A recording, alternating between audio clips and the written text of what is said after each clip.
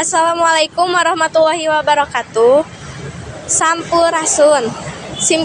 Nepangkeun simkuring Lutfi Nurlistianti. Dinten ieu simkuring aya di salah sahiji tempat bersejarah nu aya di Kota Cimahi nyaeta Pusat Pendidikan Pembekalan Angkutan atawa Pusdikbekang. Di payunan Pusdikbekang aya replika pesawat terbang. Ayeuna simkuring aya di payunan replika ieu pesawat. Kumaha carita lengkepna? Nyanggakeun pamiarsa.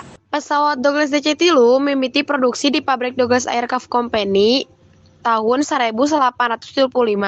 Uji penerbangan dina akhir tahun 1875 sarta mimiti dioperasikeun dina tahun 1876.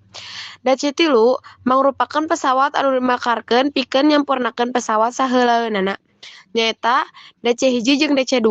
Anu pangheulaeunana ngajalankeun DC-3 nyaeta American Airlines sakaligus anu mokalan atawa mere ide nyiptakeun ieu pesawat. Pesawat Dakota miboga ukuran rentang sayapna 28,80 meter, panjangna 18,63 meter, jeung jangkungna 4,87 meter. Replika pesawat Dakota nu aya di Pusdikbekang nyangharep ka wetan, nu aya di Jalan Gatot Subroto. Pos di belah kalerna. Di belah kidul aya pos jaga, sarta di belah kulon oge aya sababaraha kantor. Pesawat Dakota ieu dipasrahkeun ka Pusdikbekang. Simkuring pun Lutfi Nurlistianti. Nada Widi pamit.